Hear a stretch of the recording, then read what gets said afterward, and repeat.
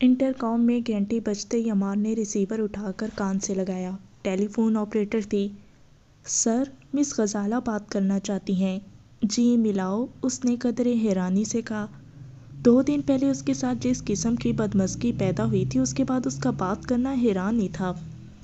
Operator نے call throw کر دی تھی۔ السلام علیکم، عمار بات کر رہا ہوں۔ اس نے اپنے لہجے میں پرانی تلخی کا رنگ پیدا ہونے نہیں دیا تھا۔ وعلیکم السلام عمار صاحب، پہچانا میں غزالہ احسان ہوں۔ اس کی چہکتی ہوئی آواز عمار کے کانوں میں پڑی۔ جی فرمائیں، اس نے نرم لہجے میں پوچھا۔ میں نے بہت بڑا گلہ کرنے کے لیے کال کی ہے، وہ بے تکلفانہ لہجے میں کہنے لگی۔ سن رہا ہوں، وہ مختصراً بولا۔ اسے پچھلی ملاقات بھولی نہیں تھی۔ آپ نے اس دن مجھے جو وزٹنگ کارڈ تھمایا تھا، اس میں آپ کا سیل فون نمبر ہی درج نہیں ہے، اور میں نے آپ سے موبائل فون نمبر مانگا تھا۔ مقصد مجھ سے رابطہ کرنا ہی تھا نا، اور میرا خیال ہے آپ مجھے سے بات کر رہی ہیں۔ مجھے آپ کا سیل فون نمبر چاہیے ابھی اور اسی وقت، اس نے لاڈ بھری ہٹ درمی سے کہا۔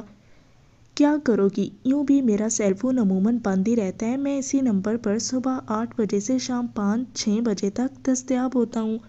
واپسی پر کچھ لمحات گھر والوں کے ساتھ گزارنا پڑتے ہیں، اس کے بعد یوں بھی آرام کا وقت ہوتا ہے، تو یقیناً میرا سیل فون نمبر اس نمبر سے بھی کم دستیاب ہوگا۔ اس نے جان چھڑانے کی بھرپور کوشش کی۔ آپ کی یہ ساری تقریر بے فائدہ رہی، کیونکہ میں اب بھی اپنے مطالبے سے دستبردار نہیں ہوئی۔ اس کا اصرار جاری رہا۔ عمار نے انکار میں لب ہلانے چاہے، مگر پھر جانے کیا سوچ کر اس نے اپنا موبائل فون نمبر بتا دیا۔ شاید اس کی آنکھیں یاد آ گئی تھی، جو اصفا کی طرح روشن، سرمگی اور پرکشش تھیں۔ شکریہ جی، میں موبائل فون پر کال کر رہی ہوں۔ اس نے عمار کا جواب سنے بغیر رابطہ منقطع کیا۔ اگلے ہی لمحے ایک انجان نمبر سے کال آنے لگی۔ موبائل فون کان سے لگا کر اس نے اٹینڈنگ نمبر پریس کیا۔ جی اب بات کریں، وہ غزالہ ہی تھی۔ آپ ہی کو کوئی کام تھا؟ اس نے قدرے بیزاری سے کہا، کیونکہ غزالہ کا بے تکلف ہونا اسے اچھا نہیں لگ رہا تھا۔ جب سے اس نے ایسی محافل میں شرکت کرنا شروع کی تھی، اس طرح کی لڑکیوں سے اس کا پالا پڑتا رہتا تھا، مگر ان میں سے کوئی بھی غزالہ کی طرح ہاتھ دھو کر اس کے پیچھے نہیں پڑی تھی۔ یوں بھی وہ ایسی لڑکیوں سے گھلنے ملنے سے اس لیے پرہیز کرتا کہ اکثریت اس کی دولت کی وجہ سے اس کی جانب مائل ہوتی تھی۔ گو اپنا شمار وہ خوش شکل مردوں میں کر سکتا تھا، مگر اس کی خوبصورتی کوئی اتنی بھی انوکھی نہیں تھی کہ ہر لڑکی اس پر مر مٹتی۔ البتہ وہ جوان تھا، you a group of companies کا مالک تھا۔ یہ بات یقیناً نوجوان لڑکیوں اور ان کے والدین کے لیے حد سے زیادہ کشش کا سبب تھی۔ وہ بولی، میں نے معذرت کے لیے کال کی تھی۔ معذرت؟ مگر کس بات پر؟ اس دن میں ذرا جذباتی ہو گئی تھی، حالانکہ آپ کی بات بالکل درست تھی۔ میری نظر میں وہ بات اتنی اہمیت کی حامل نہیں کہ اس پر معذرت کی جائے، اور یوں بھی ہر آدمی کا اپنا نقطۂ نظر ہوتا ہے، اور میں اپنے خیالات کسی پر ٹھونسنا نہیں پسند کرتا، چاہے کسی کے نزدیک وہ خیالات بہت زیادہ قیمتی اور اہمیت کے حامل ہوں۔ عمار طنزیہ ہنسی سے گویا ہوا۔ جی ہاں، اس دن مجھے اپنے خیالات کی اہمیت نظر آ گئی تھی۔ ہا ہا ہا۔ اس کے نقرئی قہقہے نے عمار کے کانوں میں رس گھولا۔ معافی چاہتا ہوں عمار صاحب، میں ذرا جذباتی لڑکی ہوں۔ معافی چاہتی ہوں عمار صاحب، میں ذرا جذباتی لڑکی ہوں۔ فائدے نقصان کی بات دیر سے سمجھ میں آتی ہے۔ ٹھیک ہے، معاف کر دیا۔ اب اجازت دو، کیونکہ بہت کام کرنا ہے۔ شکریہ، بس یہ بتا دیں کہ کتنے بجے تک آپ میرے پاس پہنچ جائیں گے؟ کہاں؟ کیوں؟ عمار کی سمجھ میں اس کی بات نہیں آئی تھی۔ اوفو، کتنے بھلکڑ ہیں آپ بھی۔ اس دن وعدہ جو کیا تھا کہ سنڈے نائٹ کو آپ میرے ساتھ ڈنر کریں گے، میرا خیال ہے ایسی کوئی بات نہیں ہوئی تھی، عمار نے روکھے پن سے جواب دیا۔ ایسی ہی بات ہوئی تھی، اور آپ کو آنا پڑے گا۔ عمار نے بحث کرنے کے بجائے رابطہ منقطع کر دیا۔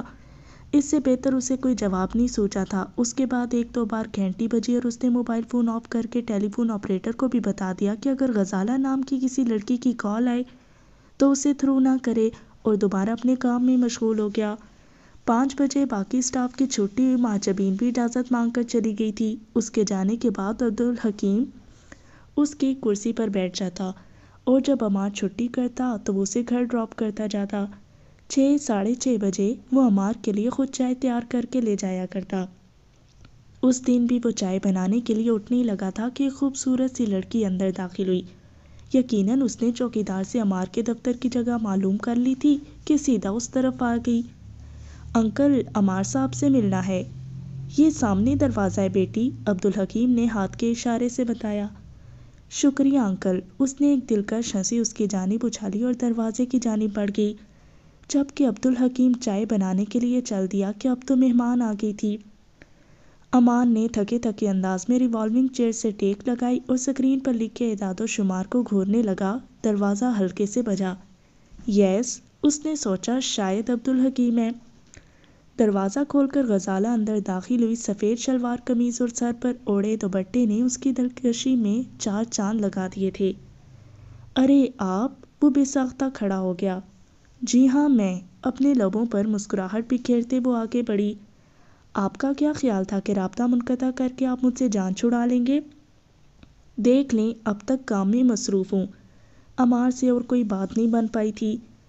لڑکیوں کا لڑکوں سے ہاتھ ملانا یقیناً آپ کو ناگوار گزرتا ہے، اس لیے میں ہاتھ نہیں ملاؤں گی، البتہ آپ مجھے بیٹھنے کی دعوت دے سکتے ہیں۔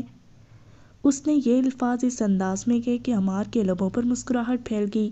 پلیز بیٹھیں، اس نے ہاتھ سے صوفے کی جانب اشارہ کیا۔ اور ہاں، میرے کپڑوں اور دوپٹے کی تعریف کرنے کی ضرورت نہیں، آپ کی آنکھیں بتا رہی ہیں کہ آپ کو میرا یہ لباس پسند آیا ہے۔ صحیح کہا، لڑکیاں لڑکیوں کے لباس میں ہی اچھی لگتی ہیں۔ میں نے آپ کو اتنی سرپرائز دی ہیں، اب ایک سرپرائز دینا تو آپ کا بھی حق بنتا ہے نا، وہ شوخ لہجے میں بولی۔ ٹھیک ہے، آج کا ڈنر میری جانب سے ہوگا۔ عمار کو اس کا دل توڑنا مناسب نہیں لگا، وہ اسے کسی مناسب طریقے سے سمجھانا چاہتا تھا، یوں بھی وہ اس کے والد سے اچھے تعلقات کا خواہاں تھا۔ زندہ باد، غزالہ نے خوشی سے نعرہ لگایا۔ ویسے مجھے یقین تھا کہ میں آپ کو راضی کر لوں گی۔ اسی وقت عبدالحکیم دروازہ کھٹکھٹا کر اندر داخل ہوا۔ اس کے ہاتھ میں پکڑے ٹرے میں چائے کی 3 پیالیاں رکھی تھیں۔ میرا خیال ہے انکل جی آپ کے سیکرٹری ہیں، غزالہ نے سوالیہ انداز میں کہا۔ نہیں، عمار نے نفی میں سر ہلایا۔ میری سیکرٹری معجبین ہے چچا، عبدالحکیم تو میرے سرپرست ہیں، جب سیکرٹری چھٹی کر جاتی ہے تو چچا میرا خیال رکھنے کے لیے بیٹھے رہتے ہیں۔ واہ، یہ کیسی سیکرٹری ہے جو باس سے پہلے ہی چھٹی کر لیتی ہے؟ یقیناً آپ نے اسے کافی سر پر چڑھایا ہوا ہے، غزالہ نے معنی خیز لہجے میں کہا۔ نہیں، ایسی کوئی بات نہیں، معجبین بہت اچھی لڑکی ہے، مگر میں روزانہ دیر سے اٹھتا ہوں اور اس کا کوئی خاص کام ہوتا نہیں، اس لیے اس وقت تک اسے پاس بٹھانا مناسب نہیں لگتا۔ چائے کے کپ ان کے سامنے رکھ کر عبدالحکیم باہر جانے لگا۔ عمار کے ساتھ مہمان بیٹھا ہونے کی صورت میں وہ وہاں بیٹھنے سے گریز کیا کرتا تھا۔ چچا جان، آپ کہاں چل دیے؟ عمار نے اسے مخاطب ہو کر پوچھا۔ آپ گپ شپ کر رہے تھے تو میں نے سوچا۔ نہیں، ایسی کوئی بات نہیں، آپ بیٹھیں، عمار نے قطع کلامی کر کے کہا۔ اسے غزالہ کے ساتھ اکیلا بیٹھنا اچھا نہیں لگ رہا تھا۔ عبدالحکیم ٹرے میز پر رکھ کر چائے کی پیالی ہاتھ میں لے کر بیٹھ گیا۔ اچھا، آپ کس وقت چھٹی کریں گے؟ غزالہ مستفسر ہوئی۔ دیوار پر ٹنگی گھڑی پر نگاہ دوڑا کر اس نے جواب دیا، گھنٹہ بھر تو لگ ہی جائے گا۔ آج پہلے چھٹی کر لو نا، وہ لاڈ بھرے انداز میں مصر ہوئی۔ اگر پہلے بھی چھٹی کر لوں تب بھی آپ کے ساتھ جانے سے تو رہا، ڈنر تو کہیں رات 9-10 بجے ہی کریں گے۔ ڈنر بے شک 12 بجے کر لیں گے، مگر آپ کو آنا 8 بجے ہی پڑے گا، مجھے آپ سے بہت سی باتیں کرنا ہے۔ عمار نے ایک لمحہ سوچ کر کہا، ٹھیک ہے آپ چلیں، میں بھی چھٹی کرتا ہوں، اور یہ بتاتی جانا کہ آپ ڈنر کس ہوٹل میں کرنا پسند کریں گی؟ ہوٹل وغیرہ کوئی نہیں جانا، بقول آپ کے شریف لڑکیاں رات کو ہوٹلز میں نہیں گھومتی، شرارتی انداز میں مسکراتے ہوئے وہ کہنے لگی۔ ڈنر تو آپ کے گھر آ کر کروں گی، عمار نے گھبرا کر کہا۔ نہیں، گھر میں نہیں، کیونکہ وہ جانتا تھا کہ غزالہ اس کے گھر آ جاتی تو اس کی ماں اسے بہو کے طور پسند کرنے میں ذرا بھی دیر نہ لگاتی، یوں بھی وہ بہت زیادہ خوبصورت تھی۔ کیوں، بیوی سے ڈر لگتا ہے؟ غزالہ نے شرارتی انداز میں پوچھا۔ بیوی سے نہ ڈرنے والا کوئی کنوارا ہی ہو سکتا ہے، اس نے غزالہ کی بات کی تردید یا تصدیق کیے بغیر ایسا ذو معنی جواب دیا کہ وہ غلط فہمی میں مبتلا ہو کر گھبرا کر مستفسر ہوئی۔ کیا مطلب، کیا آپ شادی شدہ ہیں؟ اس کے چہرے پر چھائی خوبصورت مسکراہٹ پس منظر میں چلی گئی تھی۔ پتہ نہیں لوگ مجھے کیوں غیر شادی شدہ سمجھتے ہیں، اس مرتبہ بھی وہ ذو معنی لہجے میں بولا تھا۔ مگر مجھے تو بتایا گیا تھا کہ آپ غیر شادی شدہ ہیں، غزالہ عجیب سے لہجے میں بولی۔ ویسے آپ کی شادی کب ہوئی ہے؟ یہ بھی اسی سے پوچھ لینا جس نے میرے غیر شادی شدہ ہونے کے متعلق آپ کو اطلاع دی، عمار نے اس کی غلط فہمی دور کرنے کی کوشش نہیں کی تھی۔ معافی چاہتی ہوں سر، آپ کا وقت ضائع کیا۔ وہ چائے کی ادھ بھری پیالی میز پر رکھتے ہوئے کھڑی ہو گئی۔ میں جانا چاہوں گی۔ چائے تو پی لیں، عمار نے بے ساختہ امٹ پڑنے والی ہنسی کو ہونٹوں میں دبا کر کہا۔ شکریہ عمار صاحب، کہہ کر وہ لمبے لمبے ڈگ بھرتی ہوئی اس کے دفتر سے نکل گئی۔ عبدالحکیم نے ہلکی آواز میں کہکا لگایا، عمار صاحب کمال ہے، بغیر جھوٹ بولے بیچاری کو بھگا دیا۔ چچا جان یوں ہی میرا اور اپنا وقت ضائع کر رہی تھی۔ ویسے بچی تھی تو بہت پیاری، اگر آپ مجھ سے مشورہ لیتے تو میں اس رشتے کی تائید ضرور کرتا۔ صحیح کہا چچا جان، خوبصورت تو بہت زیادہ ہے، خاص کر اس کی آنکھیں تو بالکل اس کے مشابہ ہیں، جس سے بڑھ کر اس دنیا میں کوئی خوبصورت ہی نہیں ہے۔ عمار نے تائیدی انداز میں سر ہلایا۔ ویسے یہ کب سے پیچھے پڑی ہے؟ عبدالحکیم نے بے تکلفی سے پوچھا۔ اس دن سلطان صاحب کے ہاں عشائیے پر ملاقات ہوئی تھی، بلکہ ملاقات کیا خود میرے پاس آئی اور بے تکلف ہونے لگی۔ واپسی پر مجھے مجبور کیا کہ اسے گھر تک لفٹ دے دوں، پھر رستے میں میری چھوٹی سی بات پر خفا ہو کر کار سے اتر گئی۔ آج پرانی خفکی بھلا کر پھر نازل ہو گئی۔ کسی جاننے والے کی بیٹی ہے کیا؟ کوئی خاص جاننے والا تو نہیں کہہ سکتے، بس سلام دعائی ہے۔ احسان نام ہے، امپورٹ ایکسپورٹ کا بزنس ہے، بلکہ سچ کہوں تو اس کے والد سے تعلقات بڑھانے کی تو میری اپنی کوشش ہے، کیونکہ کافی ممالک میں وہ سامان برآمد کرتا ہے۔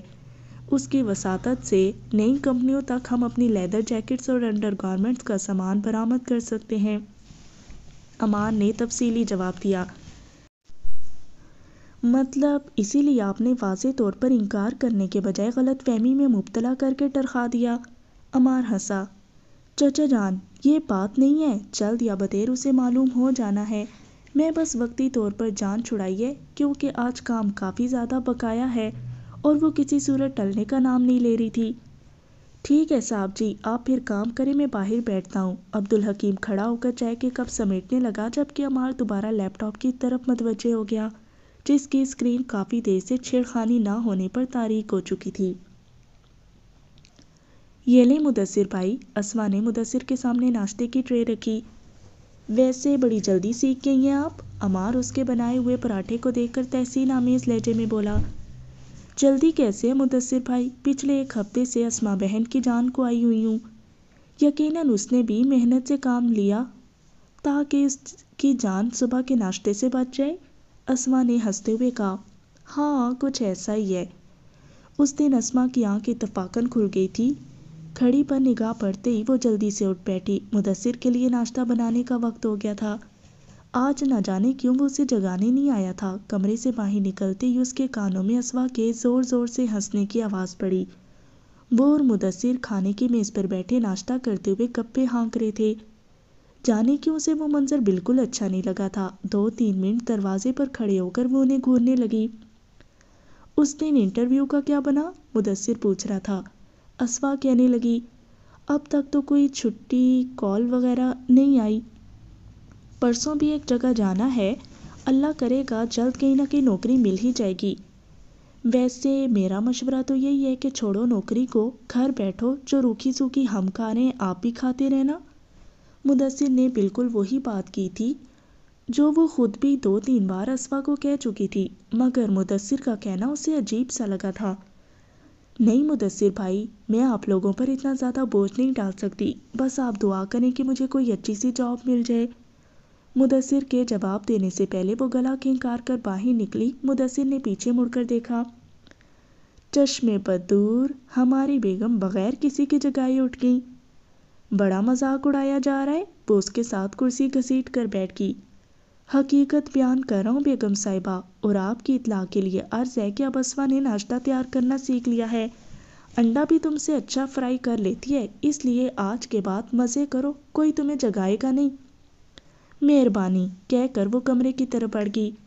ناشتہ تو کر لو، اسما نے اسے آواز دی۔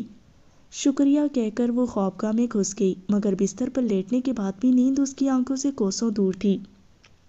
عجیب قسم کے اندیشے اس کے دل میں کروٹیں لے رہے تھے۔ وہ بیڈ پر لیٹی ان دونوں کی باتوں پر کان دھرے رہی۔ گاہے بگاہے مدثر یا اسما اس کے ہنسنے کی آواز بھی اس کے کانوں تک پہنچ جاتی۔ پھر مدثر کمرے میں آ کر دفتر جانے کی تیاری کرنے لگا۔ اس کے دفتر جانے کے بعد بھی وہ کافی دیر بستر پر پڑی کروٹیں بدلتی رہی، یہاں تک کہ اسما نے آ کر اسے بستر سے نکالا۔ دوپہر تک اسما کے ساتھ گپ شپ کرنے پر اس کی مہم اندیشے غائب ہو گئے تھے، لیکن سہ پہر کو مدثر کی آمد کے ساتھ اس کے جذبات کو نئی تحریک مل گئی۔ اس وقت وہ ٹی وی پر کوئی ڈرامہ دیکھ رہی تھی کہ مدثر اندر گھسا۔ اس نے ہاتھوں میں 2-3 شاپنگ بیگ پکڑے ہوئے تھے۔ معزز خواتین، دیکھو تو آپ لوگوں کے لیے کیا تحفہ لایا ہوں۔ اس نے ہاتھ میں پکڑے شاپنگ بیگ ان کے سامنے رکھ دیے۔ یہ کیا ہے؟ اسما نے حیرانی سے پوچھا، جبکہ اسما نے اپنا ہاتھ شاپنگ بیگ کی طرف بڑھا دیا تھا۔ دیکھو تو صحیح، مدثر نے اسے دیکھنے کی دعوت دی۔ انہوں نے شاپرز کھول کر دیکھے، وہ کاٹن کے خوبصورت زنانہ لباس تھے۔ کس خوشی میں لائے ہیں؟ اسما مستفسر ہوئی۔ آج ایم ڈی صاحب نے کچھ زنانہ و مردانہ سوٹ نمونے کے طور پر منگوائے تھے، مجھے کپڑا اور اس کے رنگ کافی پسند آئے اور آپ لوگوں کے لیے خرید لیے۔ 2 سوٹ اسوا کے ہیں اور 2 آپ کے۔ مدثر بھائی، میرے پاس تو پہلے ہی کپڑوں کا اتنا ڈھیر لگا ہے، آپ نے خوامخواہ تکلیف کی، یہ آپ آنٹی کو دے دینا۔ اسما خاموش بیٹھی رہی۔ مدثر جلدی سے بولا، اس میں تکلیف کی کیا بات ہے؟ اسما کے لیے لا رہا تھا تو مناسب سمجھا کہ آپ کے لیے بھی لیتا جاؤں۔ باقی رنگ ایسے نہیں کہ بزرگ خواتین انہیں پسند کریں، اور دیکھا آپ کے دونوں سوٹوں کا رنگ آپ کا پسندیدہ رنگ ہے، آپ کالا اور گلابی رنگ پسند کرتی ہیں نا؟ واقعی یہ میرے پسندیدہ رنگ ہیں۔ اسما نے اس بات میں سر ہلا دیا تھا۔ بہرحال شکریہ مدثر بھائی۔ تمہیں پسند نہیں آئے محترمہ؟ وہ اسما کو مخاطب ہوا۔ نہیں ٹھیک ہے۔ وہ اپنے اندیشوں کو دبانے کی کوشش کرتی خوابگاہ کی طرف بڑھ گئی۔ اپنے کپڑے اس نے وہیں چھوڑ دیے تھے۔ وہ بمشکل دروازے پہ پہنچی تھی کہ اسما کی آواز اسے مزید سلگا گئی۔ مدثر بھائی، چائے لے آؤں؟ نیکی اور پوچھ پوچھ۔ مدثر چہکا اور اسما سر ہلاتے ہوئے باورچی خانے کی طرف بڑھ گئی۔ مدثر وہیں ڈرائنگ روم میں بیٹھا رہا۔ اپنی خوابگاہ میں گھستے ہی وہ مضطرب انداز میں ٹہلنے لگی۔ جانے کیوں اسے ایسا لگ رہا تھا کہ اسما مدثر کو اس سے چھین رہی ہے۔ وہ خطرناک حد تک خوبصورت تھی، کسی بھی مرد کی عقل کو خبط کرنا اس کے لیے مشکل نہیں تھا، اور اب جس طرح مدثر اس کی ذات میں دلچسپی لے رہا تھا، وہ مستقبل قریب و بعید میں کوئی خطرناک صورت بھی پیدا کر سکتا تھا۔ وہ اسما کو گھر لانے کے فیصلے پر پچھتانے لگی۔ اسما درخت سے ٹوٹا ہوا پتا تھی، اس کے عمار صاحب کا بھی کوئی پتہ نہیں تھا کہ کب ملتا۔ مدثر کی مسلسل ہمدردیاں اس کے دل میں مدثر کی ہمدردی کو کسی اور روپ میں ڈھال سکتی تھیں۔ وہ خود بھی تو عمار کی محبت میں مبتلا رہ چکی تھی، اور اب مدثر کو پانے کے بعد عمار کی محبت اسے ایک مذاق سے بڑھ کر کچھ نہیں لگتی تھی۔ اسما بھی تو اسی کی طرح ایک لڑکی ہی تھی، اور اس وقت جن حالات سے گزر رہی تھی، ایسے حالات میں تو کسی لڑکی کے فیصلہ کرنے کی صلاحیت بالکل صفر رہ جاتی ہے۔ مگر اسما ایسی نہیں ہے، وہ کبھی بھی میری پیٹھ میں چھرا نہیں گھونپے گی۔ ایک مثبت سوچ نے اس کے اندیشوں کو زائل کرنا چاہا۔ ہر شخص پہلے اپنے بارے میں سوچتا ہے، بعد میں کسی دوسرے کا نمبر آتا ہے۔ اس کے اندیشے تھمنے میں نہیں آ رہے تھے۔ اسما کا خوبصورت اور پرکشش چہرہ کسی بھی مرد کے حواسوں پر قابض ہو سکتا تھا۔ وہ انہی سوچوں میں غلطہ تھی کہ مدثر خوابگاہ کا دروازہ کھول کر اندر داخل ہوا۔ کیا بیگم صاحبہ کو میرے خریدے ہوئے لباس پسند نہیں آئے؟ اس نے کپڑوں کا شاپر بیڈ پر پھینک کر مزاحیہ لہجے میں پوچھا۔ نہیں، بہت اچھے ہیں۔ وہ اپنے جذبات پر قابو پانے کی کوشش کرنے لگی، مگر مدثر اس کی بات سنے بغیر تازہ دم ہونے کے لیے غسل خانے کی طرف بڑھ گیا۔ صبح صبح اسما کی آنکھ خود بخود کھل گئی تھی۔ مدثر اس وقت بستر پر موجود نہیں تھا۔ اسما اسے چولہے کے سامنے کھڑی پراٹھا بناتی نظر آئی۔ قدموں کی چاپ سن کر وہ پیچھے مڑی اور اسما کو دیکھتے ہی مسکرانے لگی۔ آج جلدی اٹھ گئی؟ اس نے عام سے لہجے میں پوچھا، مگر جانے کیوں اس کا لہجہ اسما کو طنزیہ لگا۔ مدثر خفا ہو رہا تھا کہ میں نے صبح کا ناشتہ مستقل اس کی بہن کے متھے مار دیا ہے۔ اسما نے صفائی سے بات بنائی۔ ایسی تو کوئی بات نہیں، مدثر بھائی نا بس یوں ہی الٹا سیدھا سوچتے رہتے ہیں۔ اسما نے منہ بنایا۔ مجھے کہہ رہے تھے کہ بہت اچھے پراٹھے بناتی ہوں، اور ساتھ ہی تم سے بھی شکایت کر دی۔ اب یہ بات ان کے سامنے نہ پھوٹ دینا۔ اسما اسے تنبیہ کرتے ہوئے بولی۔ یہ نہ ہو وہ خفائی ہو جائیں۔ اسما نے کہا، پاگل تھوڑی ہوں۔ اسی وقت اسما کے کانوں میں مدثر کی آواز پڑی۔ اسما بہن، ناشتہ تیار ہے کہ انتظار کرنا پڑے گا؟ اس کی بات سن کر اسما کے اندر تلخ سی پھیل گئی۔ کوئی عورت بھی اپنے شوہر کا دوسری عورت میں دلچسپی لینا برداشت نہیں کر سکتی۔ حالانکہ مدثر شروع دن سے نماز پڑھ کر ناشتہ کرنے کا عادی تھا۔ اسما کبھی تو اٹھ کر اس کے لیے ناشتہ تیار کر دیا کرتی اور کبھی نہ اٹھ پاتی تو مجبوراً وہ خود چائے بنا کر ساتھ ٹوسٹ، بسکٹ یا ڈبل روٹی وغیرہ سے ناشتہ کر لیا کرتا۔ اب اسما کی صورت اس کے ہاتھ ناشتہ بنانے والی آ گئی تھی تو یہ فطرتی بات تھی کہ اس نے اسی کو آواز دینا تھی، لیکن اسما کے دماغ میں اسما کی خوبصورتی پھانس بن کر اٹک گئی تھی۔ اس کے بولنے سے پہلے اسما نے جواب دیا، آپ بیٹھے مدثر بھائی، میں ناشتہ لا رہی ہوں۔ پراٹھا توے سے اتار کر وہ انڈا فرائی کرنے لگی۔ آپ کے لیے بھی انڈا فرائی کر دوں؟ اس نے اسما سے پوچھا، کیونکہ اسما دیر سے ناشتہ کرتی تھی اس لیے اسے پوچھنے کی ضرورت پیش آئی تھی۔ نہیں، اسما نے نفی میں سر ہلا کر ٹرے میں ناشتے کے لوازمات ڈالے اور باہر کی جانب بڑھ گئی۔ مدثر باورچی خانے کے دروازے ہی کی جانب متوجہ تھا۔ اسما کو دیکھتے ہی وہ حیرانی سے بولا، آواز مجھے اسما کی آ رہی تھی، ناشتہ آپ لا رہی ہیں؟ کیوں، میرا ناشتہ لانا اچھا نہیں لگ رہا؟ اس نے تیکھے لہجے میں پوچھا۔ مدثر کو اس کے الفاظ اور انداز پر اچنبھا ہوا تھا۔ کیا مطلب؟ اس نے قدرے حیرانی سے پوچھا۔ کچھ نہیں، آپ ناشتہ کریں۔ اس کے سامنے ٹرے رکھ کر وہ بیٹھ گئی۔ اسی وقت اسما بھی اپنا ناشتہ لیے وہاں پہنچ گئی۔ آپ دونوں خفا خفا سے لگ رہے ہیں بھائی۔ ان دونوں کے درمیان چھائی سرد موری اسما کی نگاہوں سے اوجھل نہیں رہ سکی تھی۔ ایسی تو کوئی بات نہیں، اسما نے جلدی سے تردید کی۔ آج آپ نے انٹرویو کے لیے بھی جانا ہے نا؟ مدثر اس سے پوچھنے لگا۔ انشاءاللہ، اسما نے اس بات میں سر ہلا دیا۔ اس کی باتیں بڑا یاد رہتی ہیں حضرت کو۔ اسما کے اندر پھر تلخی گھل گئی تھی۔ اس کی سوچوں سے بے خبر مدثر اسما کو مخاطب ہوا۔ کتنے بجے انٹرویو شروع ہے؟ اسما نے جواب دیا، 8 بجے کا وقت لکھا تھا اشتہار میں۔ اگر پسند کرو تو میں ڈراپ کر دوں گا، مدثر نے پرخلوص لہجے میں آفر کی۔ نہیں بھائی، اسما نے انکار میں سر ہلایا، میں کبھی بائک پر نہیں بیٹھی، میں رکشے میں چلی جاؤں گی۔ چلو جیسا مناسب سمجھو، مدثر نے اصرار نہیں کیا تھا۔ اسما کے انکار پر اسما کو اطمینان سا محسوس ہوا، ورنہ ان دونوں کا بائک پر ایک ساتھ جانا اسے کسی صورت گوارا نہیں تھا۔ اسے مدثر کی سوچ پر غصہ آنے لگا۔ ناشتے سے فارغ ہو کر وہ اپنے کمرے کی طرف بڑھ گیا۔ اسما بھی اس کے پیچھے پیچھے چل پڑی۔ برتن سمیٹنے کی زحمت اس نے نہیں کی تھی۔ اس کے رویے پر اسما کو تھوڑی حیرانی تو ہوئی، مگر پھر سر جھٹک کر وہ برتن سمیٹنے لگی۔ کمرے میں داخل ہوتے ہی اسما سخت لہجے میں بولی، آپ کا دماغ درست ہے؟ کیا ہوا میرے دماغ کو؟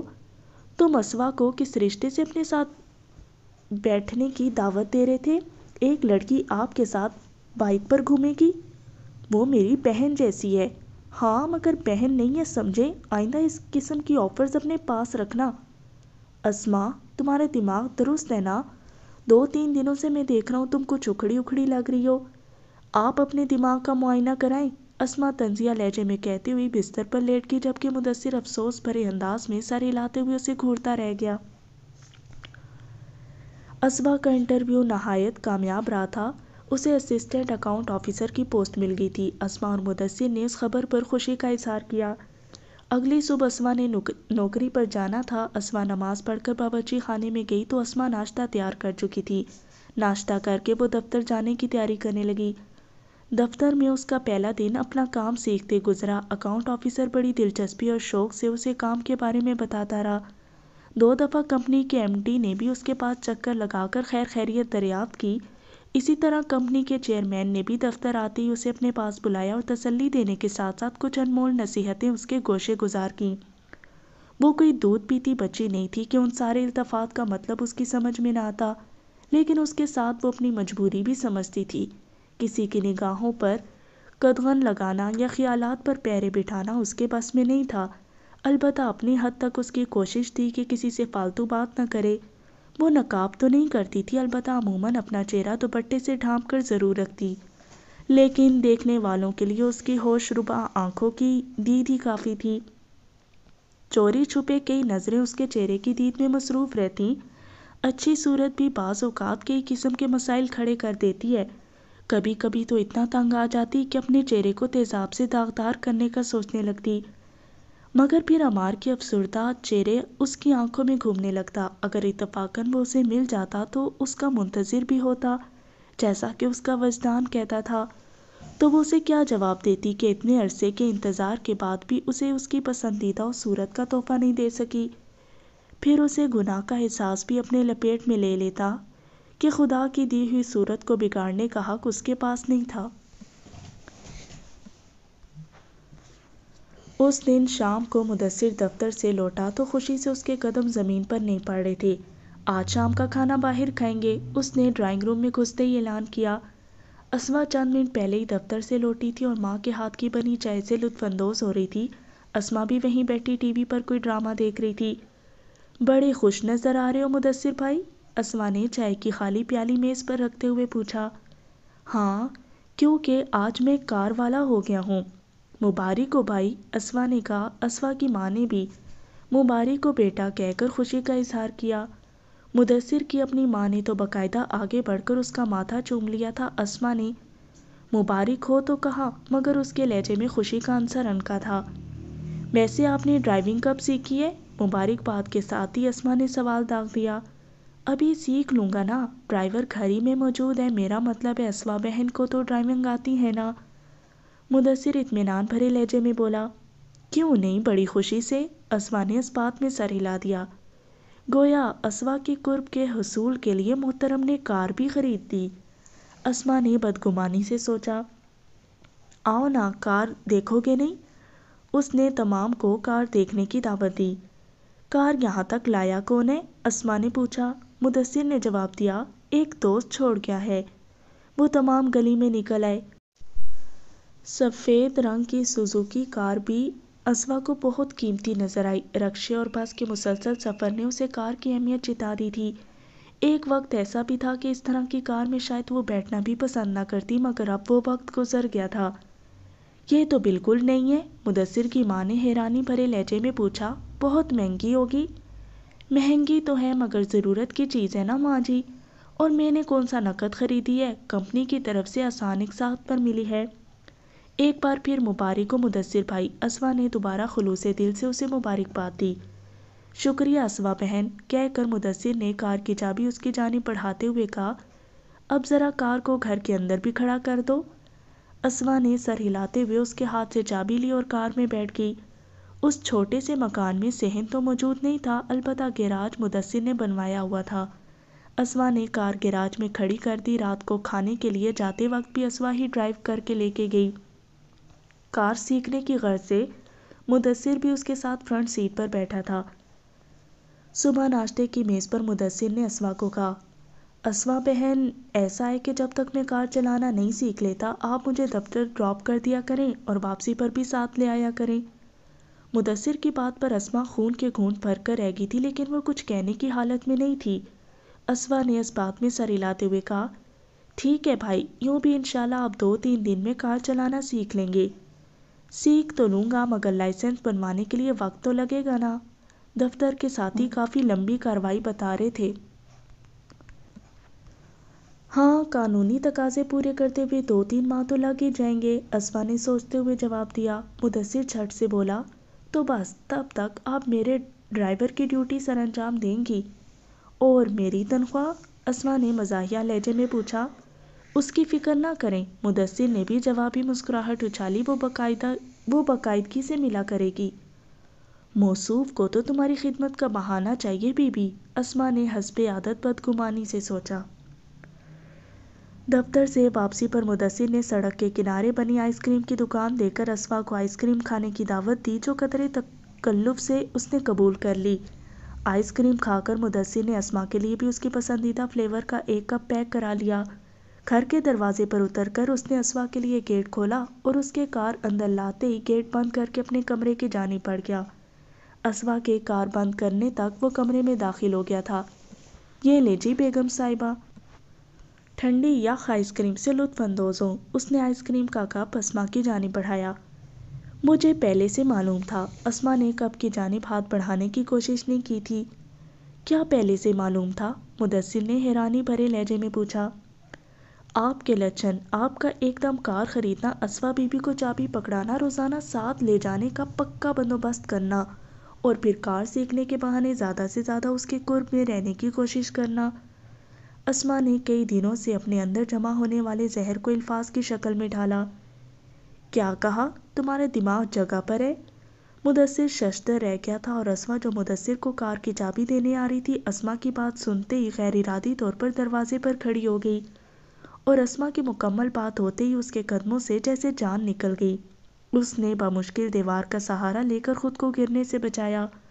اس کے ساتھ ہی اس کے دماغ میں اسما کا گزشتہ چند روز کا اکھڑا اکھڑا رویہ واضح ہو گیا۔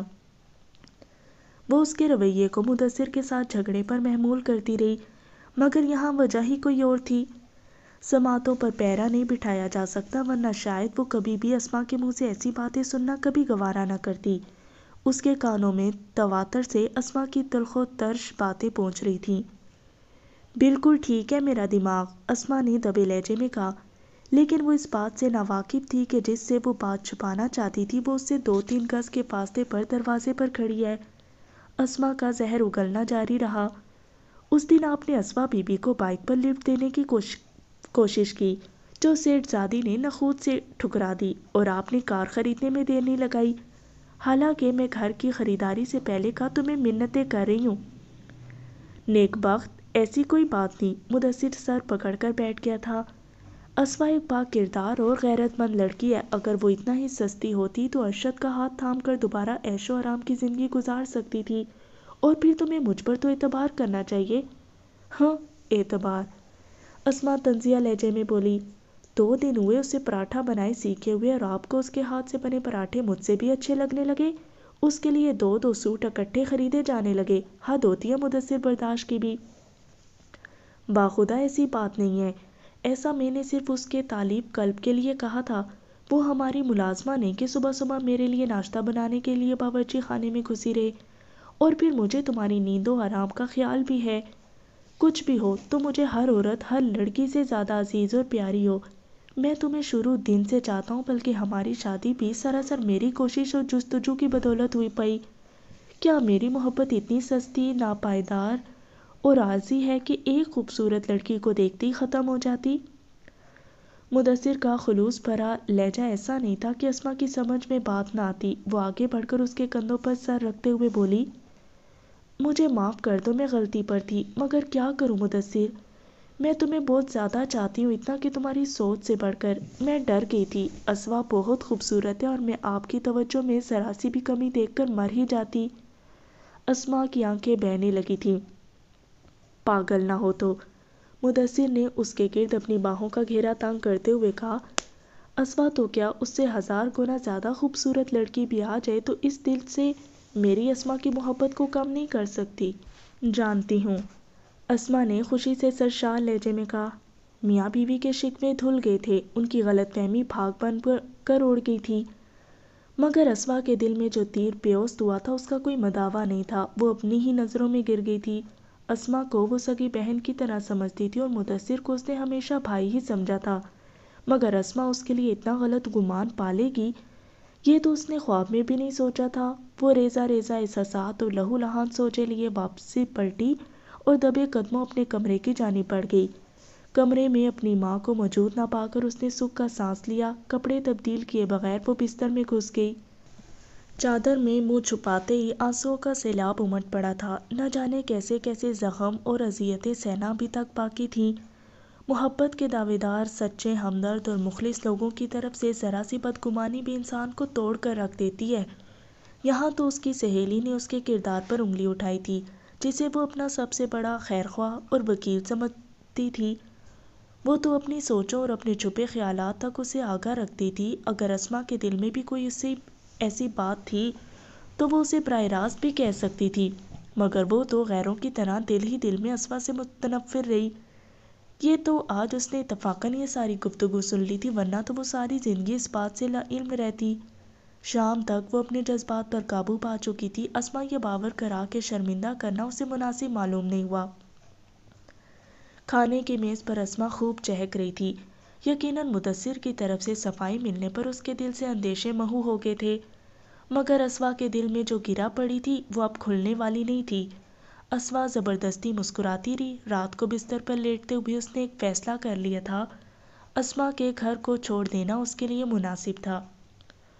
صبح نماز پڑھ کر وہ دوبارہ لیٹ گئی، یہاں تک کہ اسما نے اسے آواز دی، اسوا ناشتہ کر لو، دفتر نہیں جانا؟ بس طبیعت ذرا مزہمل تھی اس لیے نماز پڑھ کر لیٹ گئی تھی۔ زبردستی کی مسکراہٹ ہونٹوں پر بکھیرتے وہ کھانے کی میز کی طرف بڑھ گئی۔ یقیناً روتے دل کے ساتھ ہونٹوں پر ہنسی چپکانا ایک مشکل اور تکلیف دہ عمل ہے، مگر عورت ذات کی ساری عمر اس تکلیف دہ عمل سے گزرتے ہوئے گزر جاتی ہے۔ کبھی شوہر کی زیادتیوں پر ہنسی کا مرہم چپکا کر اپنے ماں باپ کو سب اچھا کی رپورٹ دینا، تو کبھی ساس نند کی طرف سے دی گئی تکالیف کو پڑوسیوں سے چھپانے کے لیے ہزار جتن کرنا۔ مدثر ناشتہ کر کے جا چکا تھا، کچھ کھانے پینے کو اس کا بالکل دل نہیں کر رہا تھا، مگر اسما کو دکھانے کے لیے اس نے 2-3 نوالے زہر مار کیے اور برتن سمیٹ کر دفتر جانے کے لیے تیار ہونے لگی۔ رستے میں وہ مدثر سے عام لہجے میں بات کرتی رہی، یوں جیسے کچھ ہوا ہی نہ ہو۔ اسے دفتر اتار کر وہ اپنے دفتر پہنچی اور اکاؤنٹ آفیسر عابد قریشی سے چند گھنٹے کی رخصت مانگ کر باہر نکل آئی۔ اس کی کار کا رخ انسپکٹر راہیل کے تھانے کی طرف تھا۔ السلام علیکم چچا جان، اس نے دفتر میں داخل ہوتے ہی سلام کہا۔ وعلیکم السلام۔ اسے دیکھ کر انسپکٹر راہیل کھل اٹھا تھا۔ ارے واہ، آج تو میری بیٹی اسوا آئی ہے۔ اس نے کرسی سے اٹھ کر اس کا استقبال کیا۔ چچا جان کیسے ہیں آپ؟ وہ اس کے اشارے پر اس کے سامنے پڑی نشست سنبھالتے ہوئے پوچھنے لگی۔ بالکل ٹھیک، اپنی سناؤ؟ وہ خدمت گار سپاہی کو بلانے کے لیے گھنٹی بجانے لگا۔ جی سر، ایک سپاہی نے اندر داخل ہو کر پوچھا۔ اچھی سی چائے اور ساتھ کچھ کھانے کو بھی؟ نہیں چچا جان، صرف چائے، یقین مانو بھی ناشتہ کر کے آ رہی ہوں۔ انسپکٹر نے ہاتھ کے اشارے سے سپاہی کو جانے کا اشارہ کیا، گویا اس نے اسوا کی بات کو قابل اعتنا نہیں جانا تھا۔ اور سناؤ، دن کیسے گزرے اور آج کیسے بھول پڑی؟ کیا کسی کام کے بغیر میں نہیں آ سکتی؟ اسوا نے مسکرا کر پوچھا۔ آ کیوں نہیں سکتی، لیکن شاید کام کے بغیر آئی نہیں ہو۔ ہاں ہاں ہاں، اسوا نے خف بھرا کہکا لگایا۔ ویسے آپ صحیح کہہ رہے ہیں چچا جان، تو پھر پہلے کام کی بات ہو جائے۔ مجھے کرائے کا گھر چاہیے، کوئی ایسا خاندان جو اپنے ہاں ہم 2 عورتوں کو ایک کمرہ کرائے پر دے سکے۔ کیا مطلب؟ میرا گھر موجود ہے نا، انسپکٹر راہیل نے ناراضگی بھرے لہجے میں کہا۔ نہیں چچا جان، میں کسی پر بوجھ نہیں بننا چاہتی، ورنہ جس گھر میں میں اب رہ رہی ہوں وہ بھی میرے جانے سے خوش نہیں ہوں گے۔ اس نے نفی میں سر ہلایا اور دل ہی دل میں کہا، سوائے میری عزیز جان سہیلی کے۔ آخری فقرے کو ہونٹوں سے ادا کرنے کی ہمت وہ اپنے اندر مفقود پاتی تھی۔ گویا یہ تمہارا آخری فیصلہ ہے؟ انسپکٹر راہیل نے بادل نخواستہ پوچھا۔ آخری سے بھی آخری چچا جان، اور یقین مانے مجھے جب بھی ہلکی سی بھی ضرورت محسوس ہوئی میں اسی طرح آپ کے پاس دوڑی چلی آؤں گی جیسے آج آئی ہوں۔ انسپکٹر راہیل نے انٹرکام اٹھا کر ایک حوالدار کو اپنے پاس بلایا اور اس کے ذمے اسوا کا کام لگانے لگا۔ ساری تفصیل بتا کر وہ آخر میں کہہ رہا تھا، جو ہی مذکورہ مکان ملتا ہے مجھے مطلع کرو، میں منتظر ہوں۔ اور حوالدار سلوٹ کرتا باہر نکل گیا۔ وہ دونوں باتیں کرنے لگے۔ گھنٹے بھر بعد وہ حوالدار اجازت مانگ کر اندر داخل ہوا اور ایک کاغذ انسپکٹر راہیل کے سامنے رکھتے ہوئے بولا، یہ 4 گھروں کے پتے ہیں سر، اور یہاں کرائے کے لیے ایک اور 2 کمرے دستیاب ہیں۔ اس نے وہ ساری معلومات فون پر بیٹھ کر ہی اکٹھی کی تھی۔ وہ کاغذ ہاتھ میں پکڑ کر انسپکٹر راہیل اٹھتے ہوئے اسوا کو مخاطب ہوا، چلو لگے ہاتھوں 4 مکان دیکھ لیتے ہیں، اور اسوا سر ہلاتے ہوئے اس کے ہمراہ ہو لی۔ اپنی کار وہیں تھانے میں چھوڑ کر وہ انسپکٹر راہیل کی کار میں بیٹھ گئی۔ اگلے 2 گھنٹوں میں وہ 4 گھروں کا جائزہ لے چکے تھے۔ ان میں سے 2 گھر اسوا کو پسند آئے تھے، نسبتاً اپنے دفتر سے نزدیک پڑنے والے گھر کا انتخاب اس نے کیا۔ اس گھر میں میاں بیوی اپنے 2 چھوٹے بچوں کے ساتھ رہائش پذیر تھے۔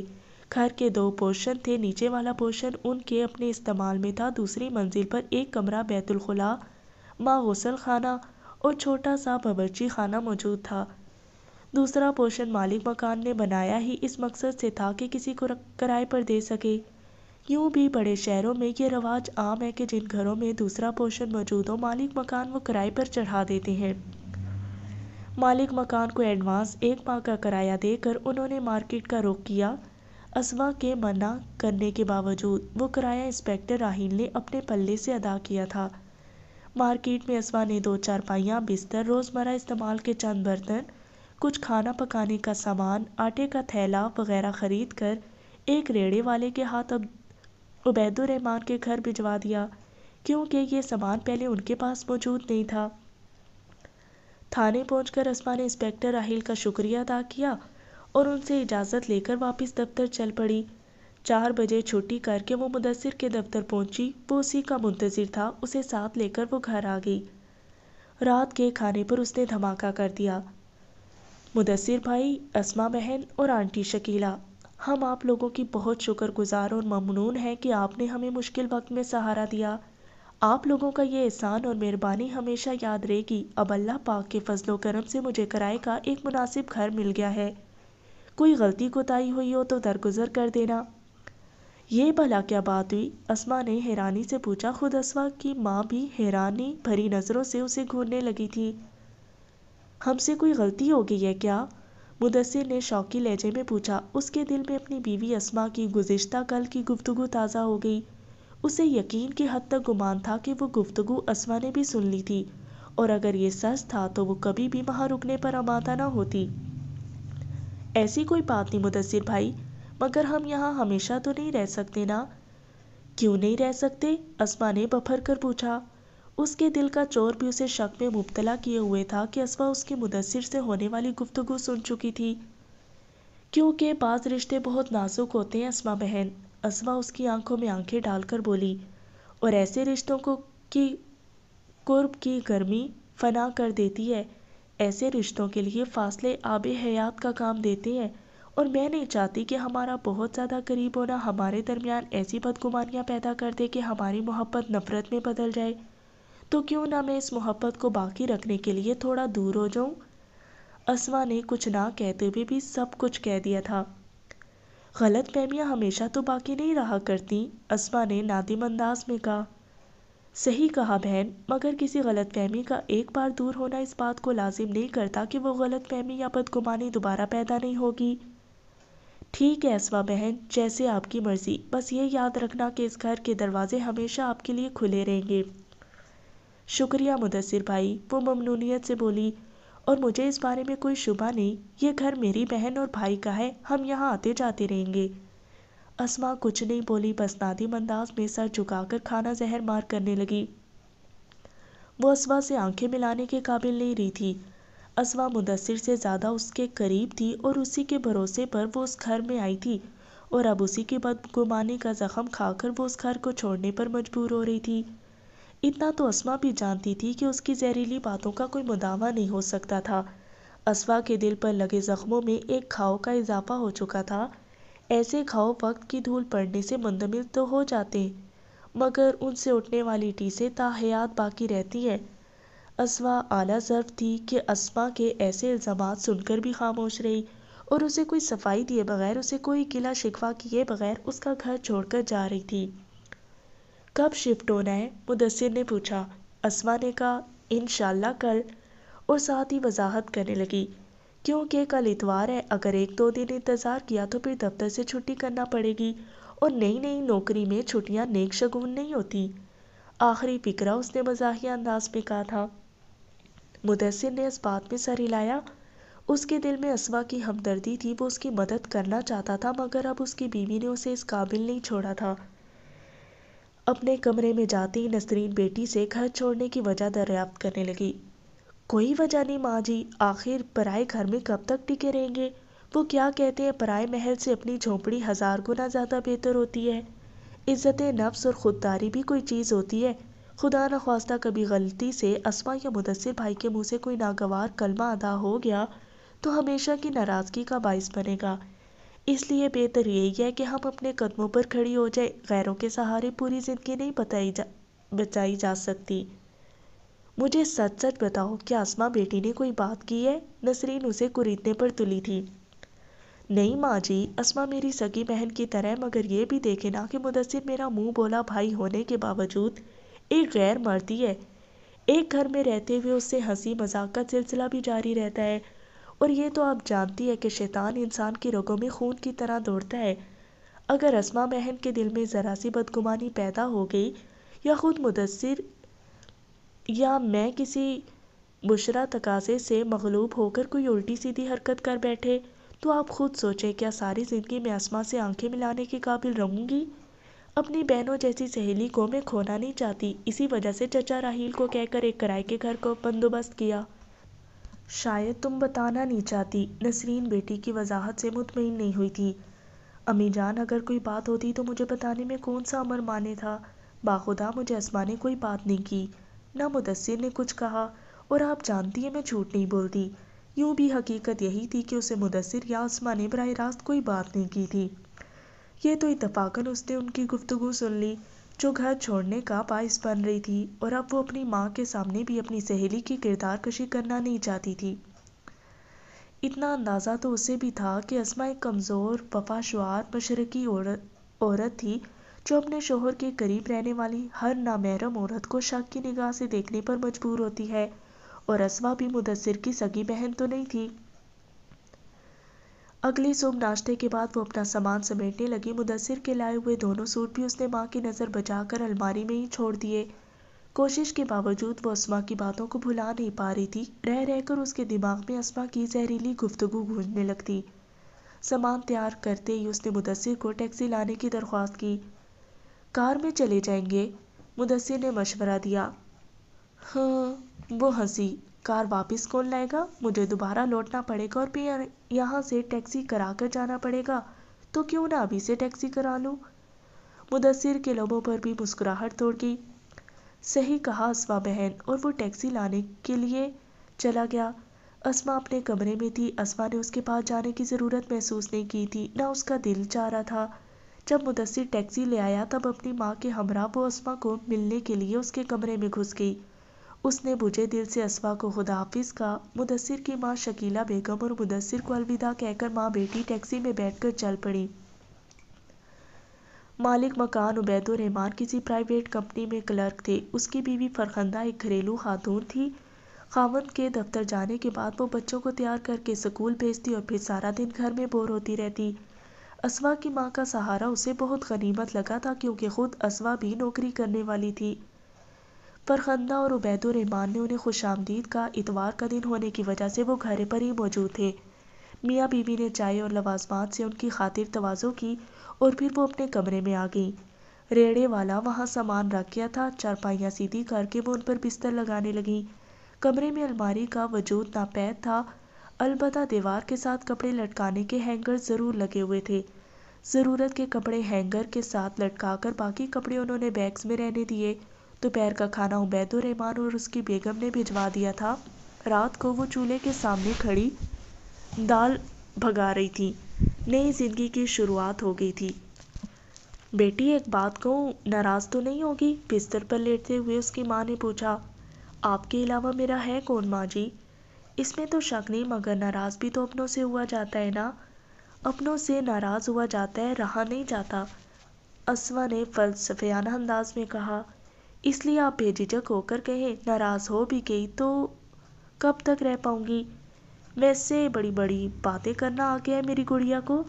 دکھ اور آزمائش کہاں کسی کو چھوٹا رہنے دیتے ہیں ماں جی، اور میں تو یوں بھی بچی نہیں رہی، میری ہم عمر تو خود بچوں والی بن چکی ہے۔ اچھا، میں پوچھنا یہ چاہ رہی تھی کہ کسی کے انتظار میں کب تک ٹھوکریں کھاتی رہوگی؟ اتنی اچھی صورت دی ہے رب نے، کوئی بھی بھلا آدمی تمہارا ہاتھ تھامنے میں دیر نہیں لگائے گا، تو کیوں نہ تم شادی کے متعلق سوچ لو۔ اگر اس نے آنا ہوتا تو اب تک آ چکا ہوتا۔ وہ کیا خوب کہا ہے احمد فراز نے، کسی بے وفا کی خاطر یہ جنوں فراز کب تک، جو تمہیں بھلا چکا ہے اسے تم بھی بھول جاؤ۔ سب سے پہلے تو اسے بے وفا کہنے والی بات غلط ہے ماں جی، دوسرا اس میں بھی سچائی نہیں کہ وہ مجھے بھول چکا ہے، اور آخری بات، جو ہوتی کانچ کا برتن محبت توڑ دیتی میں۔ یہ بس میں تھوڑا ہوتا ہے امی جان، آپ کی ذات کے علاوہ اس کی یادیں ہی تو میرے جینے کا سہارا ہیں، اور جینے کے سہارے سے کون جان چھڑانا چاہے گا؟ آخر کوئی حد بھی تو ہونی چاہیے۔ نسرین بیگم ماں کے بجائے اس کی سہیلی بن کر محو گفتگو تھی۔ محبت حدود سے ماورا ہوتی ہے امی جان۔ مجھے 100% یقین ہے کہ اس لڑکے کی شادی ہو چکی ہوگی، کیا تم اس کی دوسری بیوی بننا گوارا کر لو گی؟ اگر اس کی شادی ہو چکی ہوئی اور اس نے ایسا چاہا تو اس سے بھی انکار نہیں کروں گی، کیونکہ اپنی اور اس کی مجرم میں ہوں۔ میں نے ہی اسے خود سے دور جھٹکا ہے، اور میں ہی اس کی جدائی کا سبب ہوں۔ یہ الفاظ اسما کے ہونٹوں پر تھے کہ بجلی چلی گئی۔ کمرے میں خوب اندھیرا چھا گیا۔ پنکھے کے بند ہوتے ہی مچھروں کی فوج حملہ آور ہو گئی۔ اس قسم کی صورتحال سے پہلی بار ان کا واسطہ پڑ رہا تھا، کیونکہ ان کی کوٹھی میں تو ایک چھوڑ دو یو پی ایس اور جنریٹر وغیرہ موجود تھے۔ اس کے بعد انسپکٹر راحیل اور مدثر کے گھر میں بھی یو پی ایس سسٹم لگے ہوئے تھے۔ اس گھر میں بھی یو پی ایس تو موجود تھا، مگر اس کا کنیکشن نچلے پورشن میں تھا۔ یہ بات مالک مکان انہیں پہلے بتا چکا تھا۔ ساری رات بجلی کی آنکھ مچولی جاری رہی، لیکن اب ان کا شمار مفلس اور غریب لوگوں میں ہوتا تھا، اور یو پی ایس جیسی عیاشی کا تصور کرنا ہی ان کے لیے محال تھا۔ صبح ناشتے میں اس نے چائے کے ساتھ رات کی بچی ہوئی باسی روٹی گرم کر کے کھائی اور گھر سے باہر نکل آئی۔ اس کی ماں یوں بھی صبح ایک پیالی چائے ہی لیتی تھی۔ بس اسٹاپ پر کھڑے ہجوم میں شامل ہو کر وہ بھی اپنے روٹ کی بس کا انتظار کرنے لگی۔ دوپٹہ اس نے بڑے سلیقے سے چہرے کے گرد لپیٹ رکھا تھا۔ دفتر پہنچتے ہی روزمرہ کا کام شروع ہو گیا۔ اکاؤنٹ آفیسر عابد قریشی اس کی ذات میں کچھ زیادہ ہی دلچسپی لینا شروع ہو گیا تھا۔ اشاروں کنائیوں میں اس نے کئی بار اسوا تک اپنے دل کی بات پہنچانے کی کوشش کی، مگر وہ ہمیشہ نظر انداز کر دیتی۔ ایک دن وہ کھل کر سامنے آ گیا۔ مس اسوا، آخر مجھ میں ایسی کون سی کمی ہے کہ میں آپ کے الطافات سے آج تک محروم ہوں؟ آپ کے کتنے بچے ہیں قریشی صاحب؟ اس نے مدھم لہجے میں پوچھا۔ ایک، بس ایک ہی بیٹی ہے، وہ گڑبڑا گیا تھا۔ تو آپ اپنی بیٹی کے لیے کوئی ایسا ہی بڈھا ڈھونڈیں گے نا جو اس سے کم از کم 10-15 سال بڑا ہونے کے ساتھ پہلے سے شادی شدہ بھی ہو؟ اسوا کا جواب سن کر وہ بغلیں جھانکنے لگا۔ اسے خاموش پا کر وہ دوبارہ بولی، اچھا یوں کریں اپنی بیگم کا موبائل فون نمبر مجھے دیں تاکہ میں اس سے مشورہ کر سکوں کہ بطور شوہر آپ کیسے ہیں۔ آخر شادی سے پہلے مجھے تحقیقات کا حق تو حاصل ہے نا۔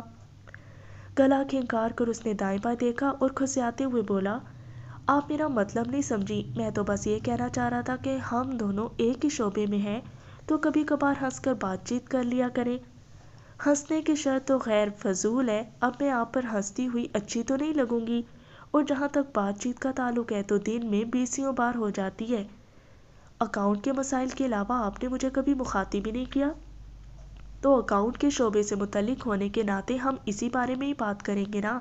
اب سبزی فروش تو ہم ہیں نہیں کہ آلو پیاز کی ذکر کریں۔ ہاں ہاں ہاں، ویسے آپ باتیں بڑی مزاحیہ کرتی ہیں، اس نے زبردستی کا کہکا لگایا۔ بالکل، اسوا نے اس بات میں سر ہلایا۔ مزاحیہ باتوں کی طرح مجھے گالیاں بکنے میں بھی مہارت حاصل ہے۔ کسی کی بے عزتی کرتے وقت مخاطب کا عہدہ، رتبہ اور عمر مد نظر نہیں رکھ پاتی۔ اس مرتبہ اس کے حملے کی تاب قریشی صاحب نہیں لا سکا اور کان دبائے اپنی کرسی کی طرف بڑھ گیا۔ اس دن کے بعد قریشی صاحب تو محتاط ہو گیا تھا، البتہ چیئرمین کے التفات جاری تھے۔ ایک دن اسے کام کے سلسلے میں اپنے آفس میں بلا کر اس نے اسوا کے کام کی تعریف کرتے ہوئے اسے شاباش دی اور پھر مدعے پر آتے ہوئے بولا، ویسے مس اسوا، میرا خیال ہے اب قریشی صاحب کو فارغ کر دینا چاہیے۔ یقیناً آپ اس سے بہتر اور احسن طریقے سے اکاؤنٹ کی ذمہ داریاں سنبھال لیں گی۔ میں اس بارے میں کیا کہہ سکتی ہوں سر؟ اس نے محتاط انداز اپنایا۔ بس طے ہو گیا، میں 1-2 دن میں قریشی صاحب کو فارغ کر دیتا ہوں۔ تم ذہنی طور پر تیار ہو اکاؤنٹ آفیسر کی سیٹ سنبھالنے کے لیے؟ اس میں تیاری کیسی سر؟ اچھا وہ تو ہوتا رہے گا، یہ بتاؤ تم شام کو کیا کر رہی ہو؟ اس مرتبہ چیئرمین فرزند علی کے لہجے میں خباثت کوٹ کوٹ کر بھری ہوئی تھی۔ میری سمجھ میں نہیں آیا سر، وہ بے ساختہ اپنے ہونٹ کاٹنے لگی۔ ہی، اس میں سمجھنے کی کیا بات ہے؟ آج میں شالیمار ہوٹل میں تمہارا منتظر رہوں گا، بلکہ یوں کرنا 8 بجے تک تیار ہو جانا، میرا ڈرائیور تمہیں گھر سے پک کر لے گا۔ اس کی کھلی ڈلی باتیں سن کر اسوا کے دماغ میں سائیں سائیں ہونے لگی۔ بڑی مشکل سے خود پر جبر کر کے وہ انجان بنتے ہوئے بولی، شکریہ سر، میں رات کو گھر سے نہیں نکلتی اور نہ ہوٹلز پر کھانے پینے میں کوئی دلچسپی رکھتی ہوں۔ مس اسوا، ترقی کے حصول کے لیے اپنے اصل قربان کرنا پڑتے ہیں، اس نے گویا اسوا کو سمجھانے کی کوشش کی۔ سر، جو ترقی اصولوں کو قربان کر کے حاصل ہو اسے ترقی نہیں بھیک یا بخشش کہتے ہیں، جبکہ بھیک بھکاری اور بخشش طوائف کو ملا کرتی ہے۔ میں الحمدللہ نہ بھکارن ہوں نہ طوائف۔ تم تشریف لے جا سکتی ہو، چیئرمین نے منہ بگاڑ کر کہا اور وہ خاموشی سے اس کے دفتر سے نکل آئی۔ اس کے بعد کمپنی کے مالک اور اس کے کام میں کیڑے نظر آنے لگے۔ عابد قریشی یوں بھی اس کے خلاف تھا۔ مہینے کے اختتام پر تنخواہ وصول کرتے ہی اس نے استعفیٰ دے دیا۔ اس کا دل تو بہت پہلے ایسا کرنے کو چاہ رہا تھا، مگر وہ اپنے مہینے بھر کی محنت پر پانی نہیں پھیرنا چاہتی تھی۔ ایک بار پھر اس نے نوکری کی تلاش کی جدوجہد شروع کر دی۔ 2-3 پرائیویٹ سکولوں میں بھی وہ نوکری کی تلاش میں گئی، مگر تنخواہ کے نام پر ملنے والی حقیر رقم اتنی کم تھی کہ وہ بمشکل گھر کا کرایہ ادا کر پاتی۔ ان کے بینک اکاؤنٹ میں پس انداز رقم ختم ہو چکی تھی۔ بس اکاؤنٹ کو کلوز کرنے کا کام باقی تھا۔ ماں بیٹی کے کھانے پینے کا خرچ اتنا زیادہ نہیں تھا، لیکن گھر کا کرایہ، بجلی اور گیس کا بل، دفتر آنے جانے کا کرایہ اور اسی طرح چھوٹے موٹے خرچ مل کر اچھی خاصی رقم کی شکل اختیار کر لیتے۔ ہفتے 10 دن کی تلاش کے بعد اسے ایک بار پھر پرسنل سیکورٹی کی جاب مل گئی، مگر وہ وہاں 2 دن بھی نہیں ٹک پائی۔ نئے باس سے چند دن بھی صبر نہیں ہو سکا۔ دوسرے ہی دن اس نے اپنی مذموم خواہش کا اظہار کر دیا۔ نوکری پر تھوک کر وہ واپس آ گئی۔ بس میں بیٹھے وہ کھڑکی سے گزرنے والے مناظر کو دکھی دل کے ساتھ دیکھتی رہی۔ اس کی سمجھ میں یہ بات نہیں آ رہی تھی کہ آخر کب تک اس نے ان آزمائشوں کا شکار رہنا ہے۔ کبھی کبھی تو اس کا جی چاہتا کہ وہ ماں کی بات مان کر کسی کھونٹے سے بن جائے، اس طرح کم از کم روز روز کی اذیت سے تو اس کی جان چھوٹے گی، اوباش مردوں کی گندی نگاہوں سے تو چھٹکارا مل جائے گا۔ مگر اس کے ساتھ جب عمار کی یاد اس کے دل میں چٹکی لیتی تو یہ عارضی اذیتیں اسے بھول جاتی۔ اپنے اسٹاپ پر اتر کر گھر جاتے ہوئے اس نے حسب معمول 2-3 اخبار خریدے اور چل پڑی۔ اخبار کی خریداری بھی اس کے لیے اضافی خرچ کا باعث تھی۔ گھر جا کر وہ اپنے لیے چائے بنانے لگی۔ اس کی ماں مالک مکان کی بیوی فرخندہ کے ساتھ بیٹھی تھی۔ کام کاج تو کوئی تھا نہیں، وہ بس اس کے پاس جا کر گپ شپ کرتی یا دونوں ٹی وی پر کوئی ڈرامہ وغیرہ لگا کر دیکھنے لگتی۔ اسما نے کبھی بھی ماں کو دفتر میں پیش آنے والے کوئی واقعہ نہیں بتایا تھا۔ پچھلی نوکری کیوں چھوڑی یا نئی نوکری پر جانا کیوں شروع کیا، یہ اس کے ذاتی مسائل تھے۔ ماں کو حصے دار بنا کر وہ انہیں دکھ نہیں دینا چاہتی تھی۔ چائے پینے کے ساتھ وہ نوکری کے اشتہار بھی تلاشتی رہی۔ آخر اسے اپنے مطلب کا ایک اشتہار مل ہی گیا۔ خوش قسمتی سے انٹرویو کی تاریخ بھی اگلے دن ہی کی تھی۔ حاجی قاسم ایک باشرح اور نفیس شخص تھا۔ انٹرویو میں جچے تلے چند سوالات پوچھ کر اس نے اسے نوکری پر رکھ لیا۔ اسما نے اگلے ہی دن سے نوکری پر جانا شروع کر دیا۔ تنخواہ بس گزارے لائق کی تھی کہ جس سے وہ بمشکل زندگی کی گاڑی گھسیٹ پاتی، مگر دفتر کا ماحول بہت اچھا تھا۔ خاص کر حاجی قاسم اسے بیٹی کہہ کر مخاطب کرتا۔ اسما کو پہلی بار اطمینان سے کام کرنے کا موقع ملا، اور پھر اسے وہاں کام کرتے ہوئے 2 ماہ ہو گئے تھے۔ حاجی قاسم کے پاس کام ملنے کے بعد اس نے اشتہار دیکھنا ہی چھوڑ دیا تھا کہ ایسا مالک و اسٹاف اسے پھر نہ ملتا۔ اس دن چائے کی بریک میں اس نے دفتر میں آئے ہوئے اخبار کی سرخیوں پر نظر دوڑائی۔ اس کی نظر پھسلتی ہوئی فرنٹ پیج کے نیچے دیے ہوئے نمایاں اشتہار پر پڑی۔ لیڈی اسٹاف کی ضرورت کا اشتہار تھا جو کسی یو اے کمپنی کی طرف سے دیا گیا تھا۔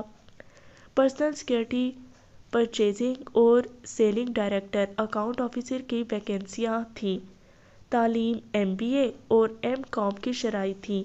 پہلے بھی کسی کمپنی میں کام کرنے کو ترجیحی بنیاد پر فوقیت دی گئی تھی۔ سب سے خوبصورت لائن تنخواہ کے بارے میں تھی، جو ابتدا ہی میں 50,000 کا ہندسہ عبور کر رہی تھی۔ انٹرویو 3 دن کے بعد تھا۔ مقرر آزمانے میں کوئی مذائقہ نہیں تھا۔ یوں بھی حاجی قاسم کے مشفقانہ رویے نے اس کے دماغ سے مردوں کی خباثت اور اوباش فطرت کا تاثر زائل کر دیا تھا۔ جس طرح 5 انگلیاں برابر نہیں ہوتی، اسی طرح انسانوں کی فطرت اور رویوں میں بھی فرق ہوتا ہے۔ اشتہار کو اخبار سے کاٹ کر وہ دوبارہ اس کے مندرجات کا جائزہ لینے لگی۔ خاص کر کمپنی کے مونوگرام میں بنا ہوا UA اسے بہت اچھا لگا۔ وہ بھی اپنے دستخط کرتے ہوئے یو کو اسی انداز میں لکھتی تھی: سر، میں نوکری چھوڑنا چاہتی ہوں۔ ماں جبین روزانہ کے احکامات نوٹ کرنے کے بعد عمار کو مخاطب ہوئی: خیریت؟ عمار نے استفہامیہ نظروں سے اس کی جانب دیکھا۔ میرے منگیتر کو میرا نوکری کرنا پسند نہیں ہے، وہ دھیمے سے لہجے میں بولی۔ منگیتر؟ عمار حیرانی سے بولا۔ یعنی چوری چوری، نہ مٹھائی نہ کوئی پارٹی؟ کیا بتاتی سر، اس نے دکھی لہجے میں کہا۔ کم از کم اطلاع تو دی جا سکتی تھی۔ سر، لڑکیوں کو اپنی منگنی کی بات کرنا عجیب سا لگتا ہے۔ عمار ہنسا۔ اچھا، پھر ہمیں کتنے دنوں کی مہلت دو گی؟ سر، بس 1 تک ہوں، ماں جبین دھیمے لہجے میں بولی۔ یعنی 1 ہفتہ ہے؟ عمار نے اطمینان بھرے انداز میں سر ہلایا۔ اچھا، شادی کے بارے میں تو اطلاع دو گی نا؟ اگر ضروری ہے تو دے دوں گی، ماں جبین نے افسردہ لہجے میں کہا۔ بالکل اور بہت ضروری ہے، عمار نے مسکرا کر کہا۔ پوری یو اے کمپنی آپ کی شادی میں شرکت کرے گی، کھانے کا انتظام و انصرام اور واجبات کمپنی کے ذمے ہوں گے۔ سر جی یہ تو کچھ زیادہ ہی نہیں ہو جائے گا؟ زیادہ کیسے، آپ نے اتنا عرصہ کمپنی کی خدمت کی ہے، اب اتنا حق تو ہمارا بھی بنتا ہے۔ اللہ پاک آپ کو عزت دے سر، ماں جبین ممنونیت سے بولی۔ اچھا یوں کرو، شمائلہ اور انوار الحق صاحب کو بلا لو، وہ بھی کافی دنوں سے کچھ نئے سٹاف کا مطالبہ کر رہے ہیں۔ جی سر کہہ کر ماں جبین نے انٹرکام اٹھا کر ٹیلی فون آپریٹر کو شمائلہ اور انوار الحق کو عمار کے پاس بھیجنے کا بتانے لگی۔ چند منٹ بعد وہ دونوں وہاں موجود تھے۔ آپ دونوں نئے سٹاف کا مطالبہ کر رہے تھے؟ جی سر، انوار الحق نے کہا۔ شمائلہ نے بھی اس بات میں سر ہلا دیا۔ آپ کو کیا مسئلہ پیش آ رہا ہے؟ عمار نے شمائلہ سے پوچھا۔ سر میں کٹنگ اور ڈیزائننگ میں مصروفیت کی وجہ سے باقی امور پر توجہ نہیں دے سکتی، اس لیے یا تو اس شعبے کے لیے کسی اور لڑکی کو سینئر بانٹا جائے یا مجھے دوسری کارروائیوں سے سبکدوش کیا جائے۔ اسی طرح خواتین کے لیے ایک علیحدہ خاتون اکاؤنٹ کی ضرورت ہے تاکہ انہیں اپنے مسائل کے لیے کسی مرد کے پاس نہ جانا پڑے۔ ہاں کہہ کر عمار نے اس بات میں سر ہلایا اور انوار الحق کی طرف متوجہ ہوا۔